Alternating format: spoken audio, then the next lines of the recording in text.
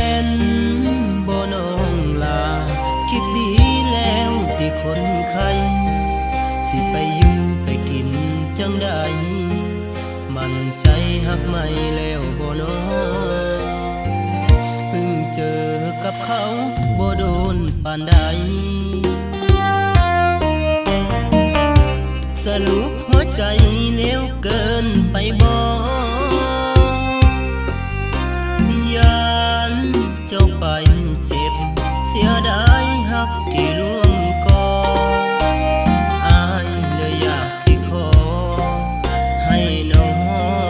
งทบทวนดูใหม่หักเขาซาซาจักหน่อยได้บ่งามงอนเบิ่งเขาให้ดีสักก่อนค่อยตัดสินใจถามใจอีกทีหักเขาอีหลีหรือแค่เพ้อไปหักเขาที่ก้าวมาไกลยังเหลือข้างใจเจ้าบ่สิไปกับเขาอายก็บ่ว่า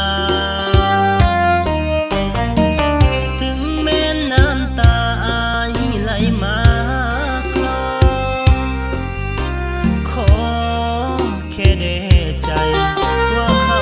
หักเจ้าเพียงพอเบิ่งอีกจักหน่อยได้บ่ค่อยขอเลิกกัน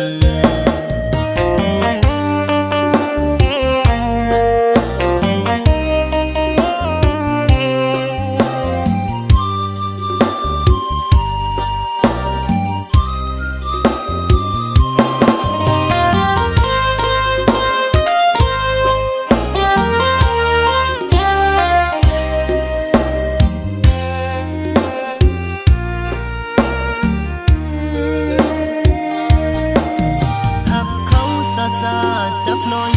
ได้บ่งามงอน